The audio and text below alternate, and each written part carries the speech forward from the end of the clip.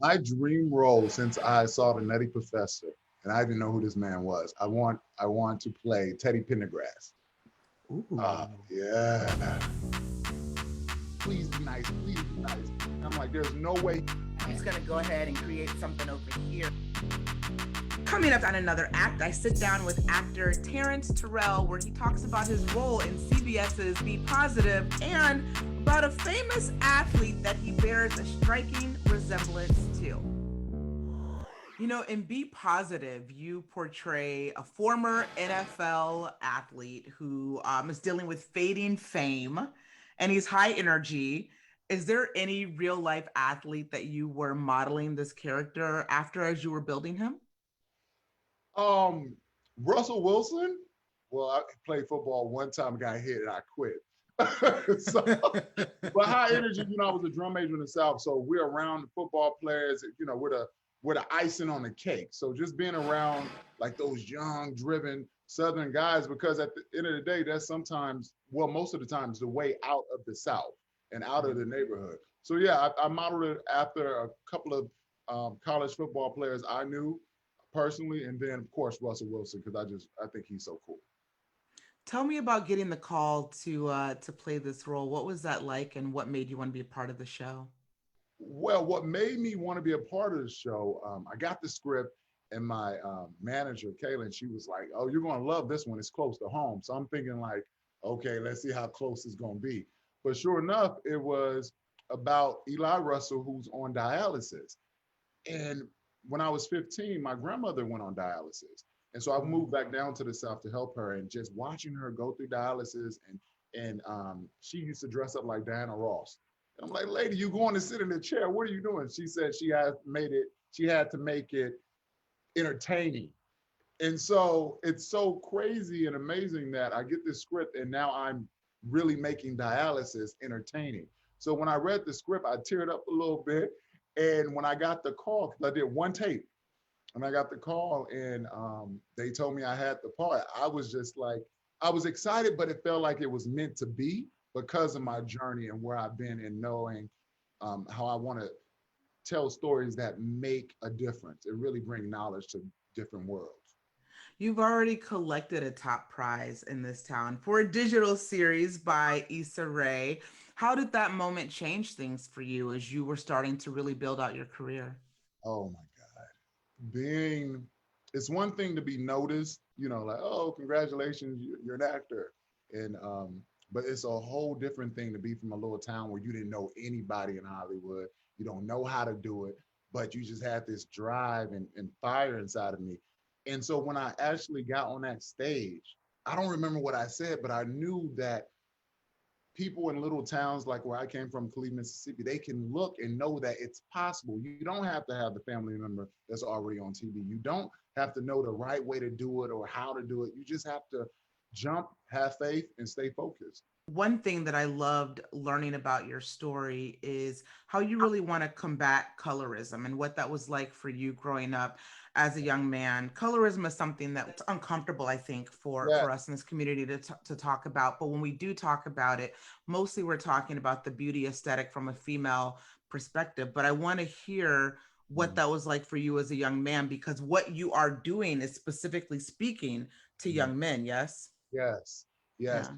Growing up, we're taught as little Black boys, we're not supposed to cry. We're not supposed to show feelings. So I remember this one point, my grandmother, she was Irish, Indian and Black, the whole I'm Indian thing. So she was very fair skinned, and a lot of my other cousins were fair skinned.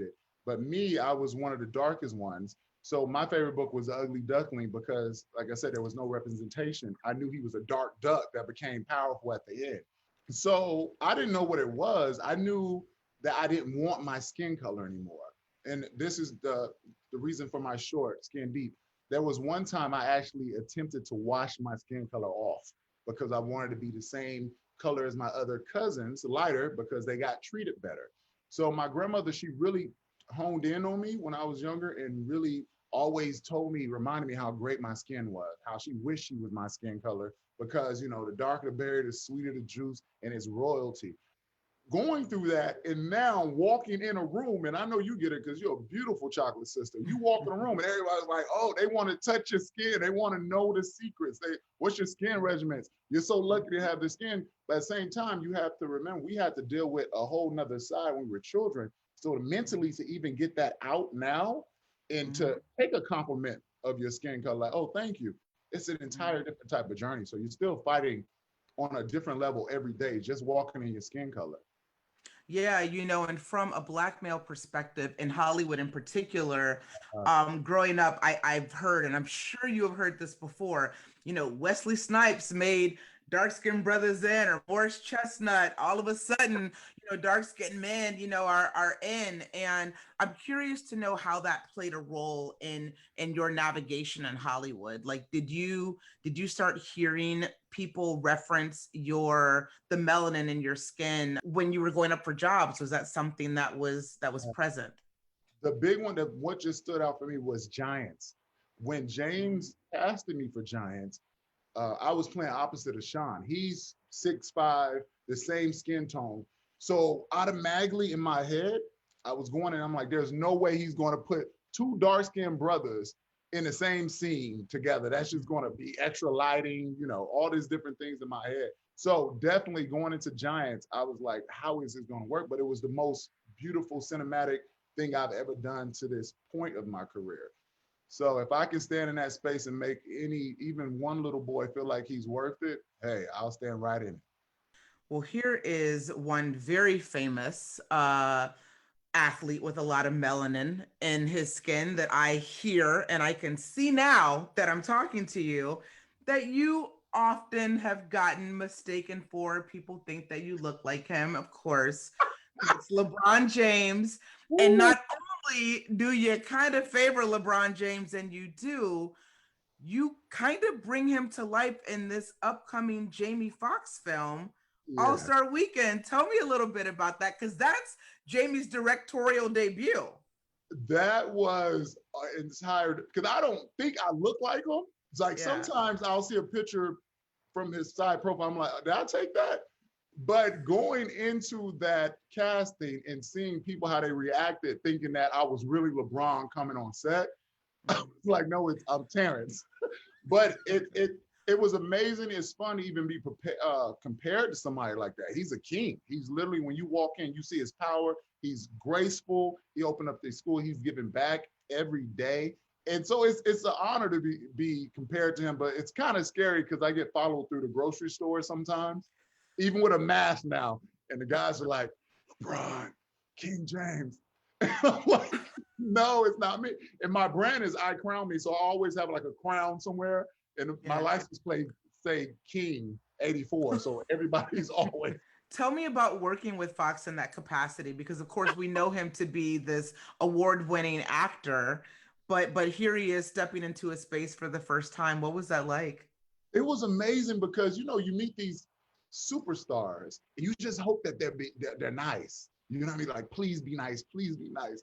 And Jamie, not only was he nice, he was down to earth, and he was graceful on there where he treated everybody with respect.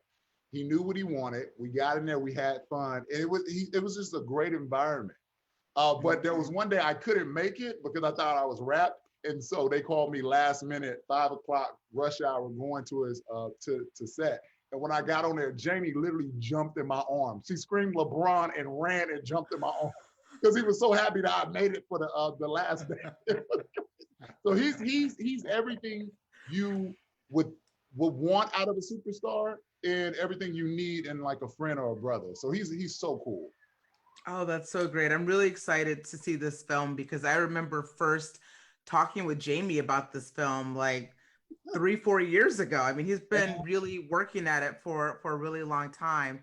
And of course it deals with his beloved NBA team. But that said, you got to tease it a little bit for us. Like, do you suit up as LeBron? Can you give us your best LeBron now? Like what? What I would say is he loves LeBron James. He wrote it. The movie's very clever. It's a very big twist at the end. You think it's one thing and it's going to be a whole different thing. So you're an actor, you're an author, you're a singer. What don't you do? Cook, cook. I But you're from don't. the South. You're from See, the South. How can you not cook?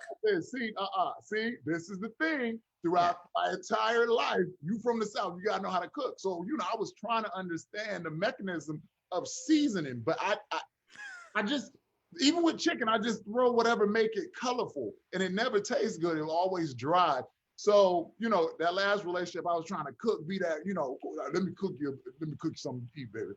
And it was the worst meals ever. And so after that relationship ended, thank God for DoorDash. I'm good. I'm not. I'm gonna work so hard, I can't cook. But I can make some good Kool-Aid though. Oh, well then that's all you need in life. That's all Exactly. you need in life. Man, this was so much fun. Thank you so much for chatting with me today. I do appreciate it. Oh, thank you for doing what you're doing and just lighting the path.